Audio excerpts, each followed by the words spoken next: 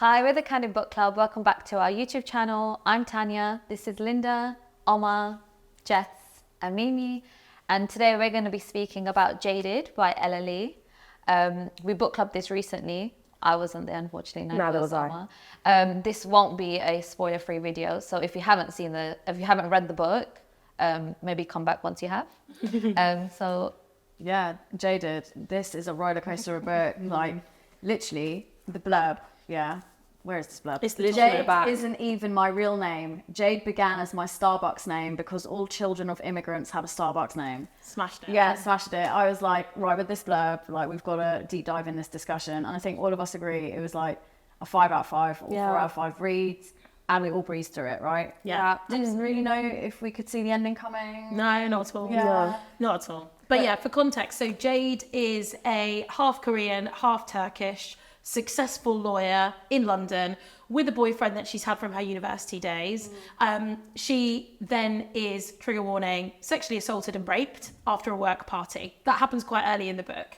And what we then follow is the ramifications in the aftermath of that, what that means for her in her workplace, because it was a colleague who raped her. And then also we look into kind of how it impacts her relationship with her boyfriend, who we'll come on to talk about is a walking red flag, and then also her family and just her circumstances following that. So it's just a really, really smartly well-written book, lots really engaging, and it's dealing with a really difficult topic incredibly well. Yeah. It's not, gaudy, it's not lazy, it's really well put together as a novel, and so all round a really, really good read. So let's get into it, guys. What did we think of Jade as her main character? All of her little things that she had going on. I thought Jade was...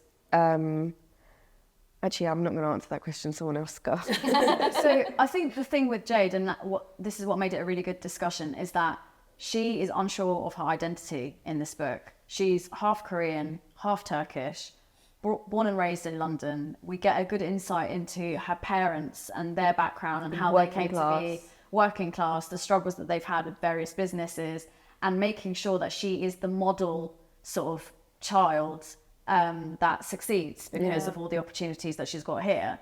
So that's that. And also when she gets with her boyfriend from uni, so like quite young, First year, adulthood, yeah, she's first like 18. year, she becomes what she thinks he wants. Yeah. But also what she thinks her parents want and what society wants. Yeah. So that's just it, isn't it? She like molds herself into other people's visions and versions of her. Yeah. And but she doesn't versions know of who she is success, herself. what she thinks success is, or what she's been told success is. Right. So when it comes to a point, there's like a earlier part in the novel, which is a bit where we all question ourselves, why was she so annoyed?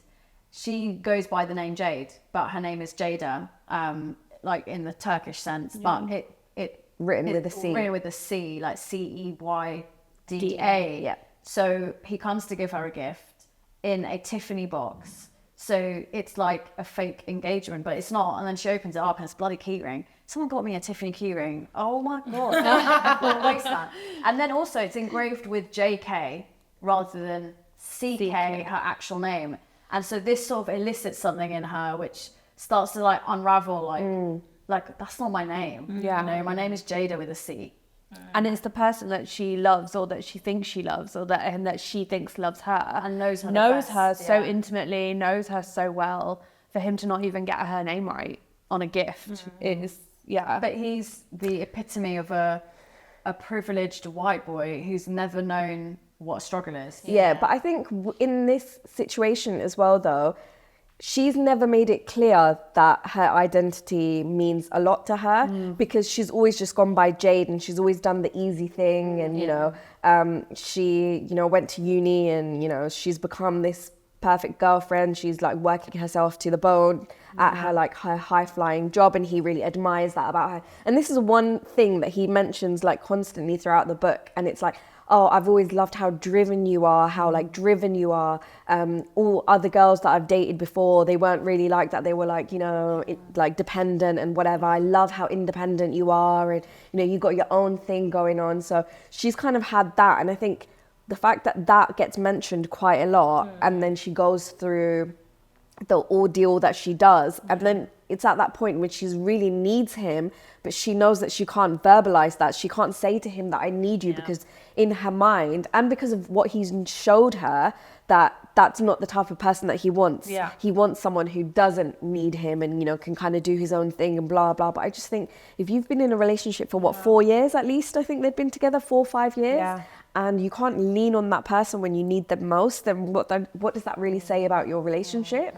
Do you think that her and Kit would still be together if She hasn't been if- assaulted. yeah, because I feel like that was the point where everything went downhill. I would like to hope not, because I think and not to trivialize what she went through, but there was going to be an incident that happened in her life that was going to cause him to need to stand up for her, and he was going to fail. Yeah. So whether it was being raped at a work party and him making that incident all about himself rather than about her, or whether it would have been a promotion she missed out on at work, or a kind of however big or small, in inverted commas, that experience and that issue would have been, because she is who she is, she was always going to have some adversity because of the colour of her skin and her background that he was never going to be able to understand, or just, you know, she was always going to have a form of adversity because she's a woman, you know, that he was again never going to understand. So I think we would have seen his true colours eventually, and I think she would have woken up eventually. I think eventually she would have, but I feel like the way, dragged on, though. I feel like it would have got to a stage where she actually would have married him, and then things would have gone wrong. Proposed? I think so. No, I think if his mum told him to, he would have. But just like before that incident, she was practically his perfect girl. You know, they had their own things going on. She fit into his little friendship circle really well. You don't really hear about him fitting into her friendship She circle. doesn't have friends beyond him. Yeah, she's it's got true. work colleagues. Who become friends. Who become friends because obviously in her legal profession she spends day and night in the Yes. office, but she doesn't have friends. Yeah, outside. And the whole I do my thing and you do yours is okay to a certain degree. But that's literally just about work, though. It's in like, you do your own thing when it comes to coming home late from the office and, you know, going in early the next day and putting in like 40, 50-hour work weeks. But outside of like, you know, having your own friendship circle and like doing your own thing, they didn't really have that. He did. He had his friends that he'd go away to, and, you know, I think he goes on like an overnight trip, and that's when he finds out about, you know, his douche friend. Yeah, the lads trip. But she doesn't really have that. The only place she goes apart from with him is to her parents. And she kind of keeps them quite separate as well, because she knows that they just don't mix.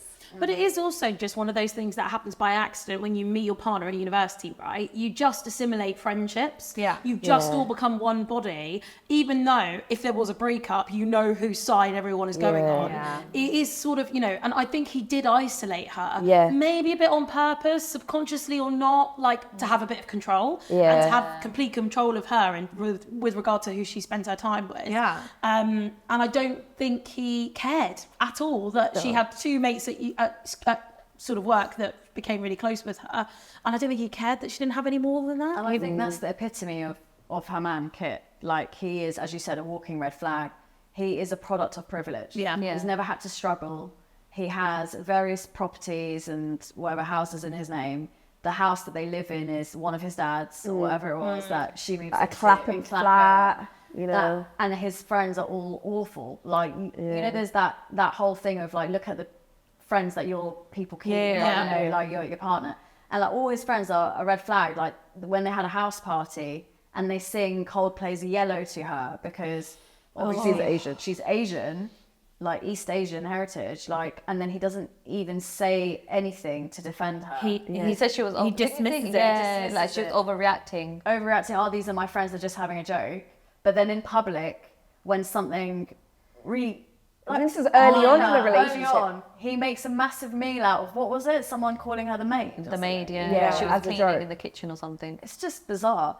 So I feel like the author did really well to portray that whole like relationship where the guy's a red flag, but on one page you're like, oh, he's not that bad.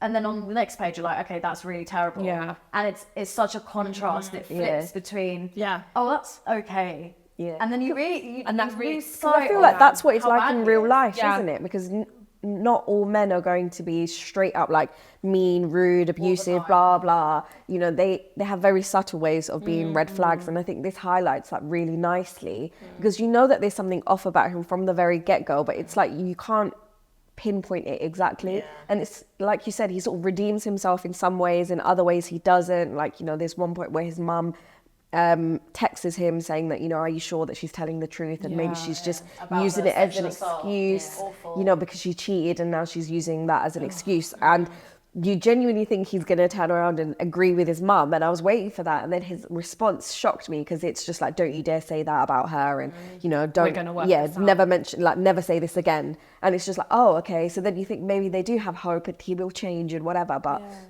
no, he just turns into a bigger dick. Can we talk about her friends a little bit though at work? So we've mentioned them a little bit because I thought their dynamic was quite interesting. So she's got two people that she works with really closely, Eve and Adele, and then her key client Genevieve, who I know we will come on to as well. But what's really interesting is when she tells Eve and Adele about the rape after a work event by a colleague, they both have really opposite reactions. Adele says to her, you have to report this to HR, I'll come with you, we need to make sure that, you know, this is reported and the channels are followed. And Eve says, there's no point. There's no need for you to go and report this. Nothing good will come of it. She's dealing with her own situation and a weird situationship with a colleague that isn't quite consensual because he's in a position of power like a boss. So she's got her own thing going on, but she's like, don't report it. You're never going to get anywhere. And what I found really interesting, especially in our book club when we did this with Ella, was there was a lot of people having that discussion of, well, actually, both of those avenues are perfectly reasonable. Like, it's absolutely appropriate for Adele, as her friend, to say, report it.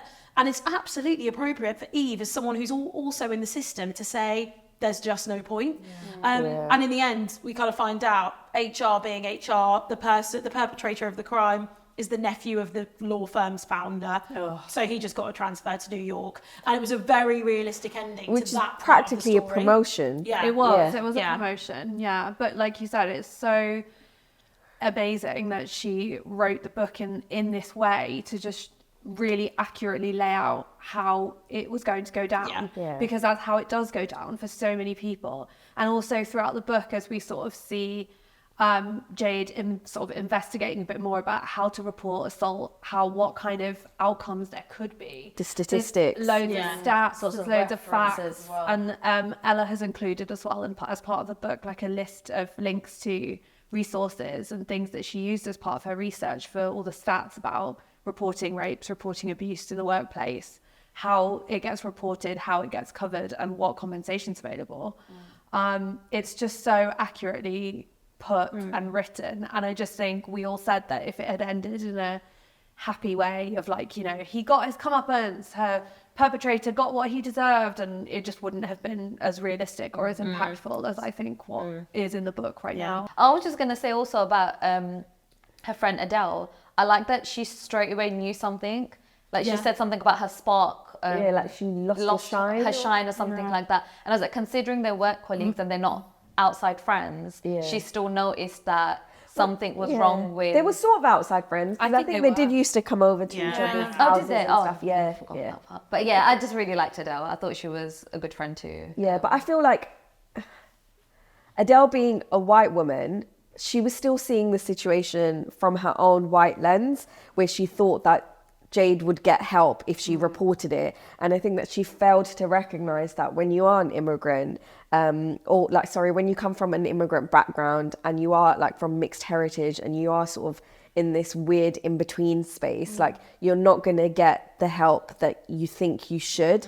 And it's always a case of like people think that with HR they're there to protect employees, but no, they're there to protect the interests of the company. Yeah, 100%. And I think that's where, like, you know, she should have just known better, which is, it sucks because what else could you do in that situation? You can't blame her for being 100%. optimistic and trusting the system. Yeah, like, but that's just, it's naive. Like, you can't blame someone for trying to be an optimist. That's why I think the title was so clever. Yeah. Her name's Jade. She's jaded. Yeah. You know, as someone said in our book club, it's not called optimism. But I think the other really key thing in this novel that the author did really well is describe the parents, their response to what happened to their daughter. Yeah. They're both different backgrounds. One is Korean, her mum's Korean, her dad's Turkish.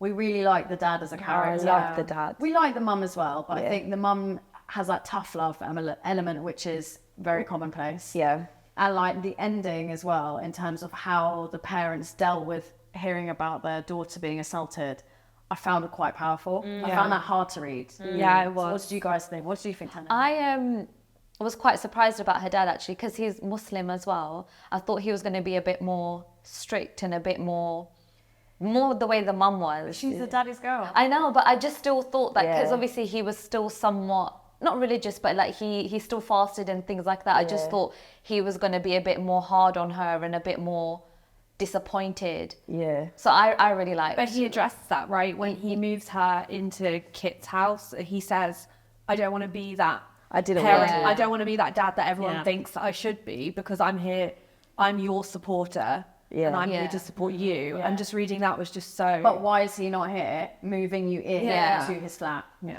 Straight.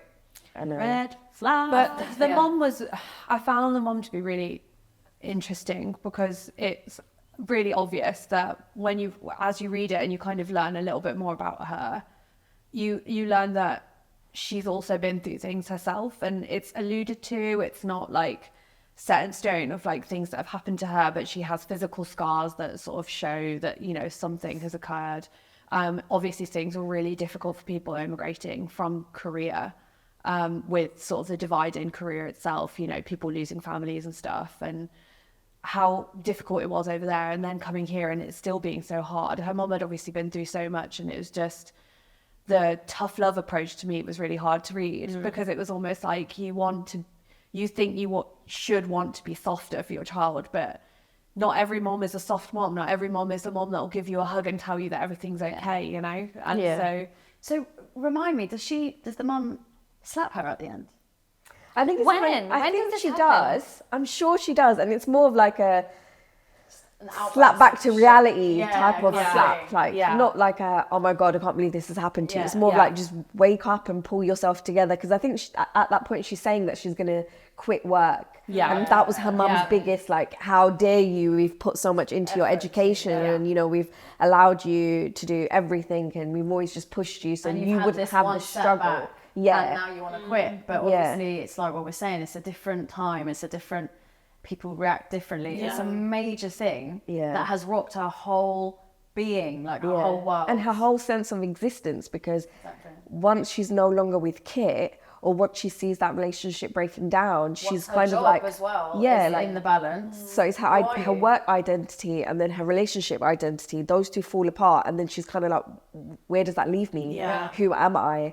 And I think that's what the What do I really wanna parents do? don't really get, because they're always in survival mode of like, Yeah, and we just had to apparently- move here, we had to make money, we had to support a child, we had to do this, and And they were the ones who, and she makes it clear, like pushed her into the career. I don't really like law.